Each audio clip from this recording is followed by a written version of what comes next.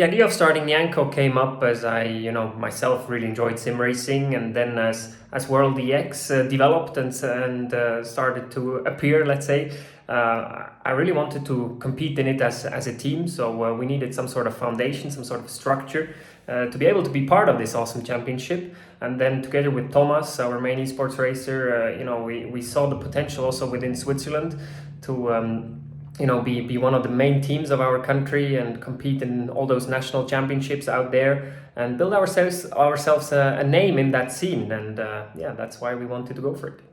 NIANCO stands for Nico and Company, so one of them is me, obviously. Then there's Patrick Niederhauser, one of my good friends and also a professional racing driver who is passionate for esports. And By the Way Communications, that's our agency that is supporting us and standing with us since day one. And we also have Racing Fuel Simulators, Swiss-based and Swiss-produced product, an actual simulator that has been developed here. And we've been part of the development from the very beginning, and they are with us on this journey. Behind NIANCO Esports, there's a few important personalities. Obviously Patrick and myself, we are two of them, but there's also Thomas Schmidt, who is our main esport racer, let's say. He's been with us since day one, and he's done an awesome job also in helping us, find the right structure for our team, finding the right drivers for the championships we're competing in, and making sure that we have some expertise in the world of sim racing to count on, and he's doing an awesome job in that. So I'd say these are the three guys behind the steering wheel that are there since day one, but also in terms of organization. Yeah, it's now our second season in World EX, and the progress is there. We've been on the podium. We were qualified for the super final on the Nordschleife thanks to an awesome performance of Miklas. Thomas is also consistently up there. It's great to see. It's super challenging. The level is very high, and we are proud of the progress we're seeing. And for sure, we want to keep going higher and want to challenge for race wins regularly. That's our goal in the midterm, but it needs a bit of time. We're also busy with our real racing at the same time. So our esports guys, they're very focused on it. They're doing a great job, and now it's time to also build the pros up regularly. With Miklas, we have a great one. Myself, I would love to be in it a bit more regularly as well. And so we'll keep going from there, and so far all good.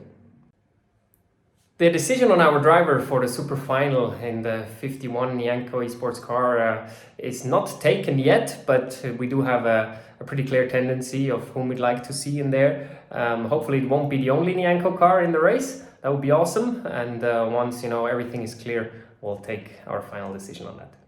Yeah, we're now in our second season in World EX, and the level is super high. It's very challenging to be consistently at the front. Be it on the esports corner, but also the pro racers, they're putting a lot of effort in it, and it's very tough to be at the front consistently. But we've managed to be already one of the qualified cars for the super final on the Nordschleife, thanks to an awesome performance of our youngster Miklas Born. Thomas is doing an awesome job. He's regularly up there on the esports side. We have very exciting guys with Freddie Oixer as well, and now it's up to myself and Patrick as well, to find the time to be a part of the races a bit more regularly and prove that we can also do that. But it needs time, you need to prepare, you need to get to grips. With the EX0, it's a very challenging car, but super exciting, and we're loving the journey. There is several factors that are making World EX extremely challenging. The main one is probably the car. The EX0 is extremely powerful. It's very exciting to drive at the limit, and then the setups, they change weekend to weekend. Obviously the teams, they decide what setup they go for, so you have to be very adaptive. Every race is a new challenge. The format is very unforgiving, and if you want to win there, man, you need to nail it. You cannot afford to make any small mistake, and that's why we love it.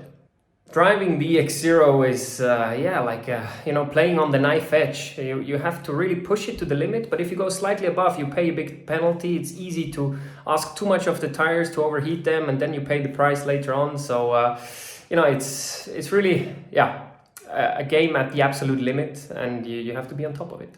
The nicknames of our two EX0 cars, Stögu and Santis, they are coming from our two local mountains One is mine and Patrick's, which is the Stockhorn, as in Swiss German, let's say the short version is Stögu.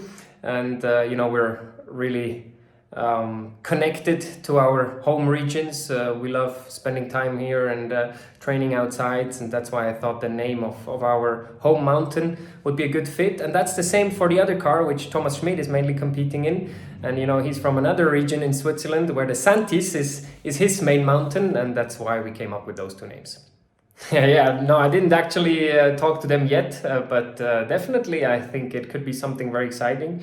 They have proven that they can build very, innovative real life cars, race cars. So I guess they would probably very much like the X0 and the concept around it, and who knows what the future brings. Yeah, when we are not in a simulator or out in a race car, we love spending time out in nature, training and being active. And we're very lucky to be, in the region where we're at with really amazing landscape and pretty much endless opportunities to, have an awesome time outdoors. And that's why I think it's very, very important to give something back and, to make sure we're taking care of our planet. And I think the general message that World EX is taking along its own journey is super important, and we're very happy to contribute a little bit to all of that. In my personal life, I just try to pay attention in everyday life on, the footprint I'm leaving behind. That goes from not eating too much meat to, making sure I don't produce too much waste wherever I can. I just try to limit that.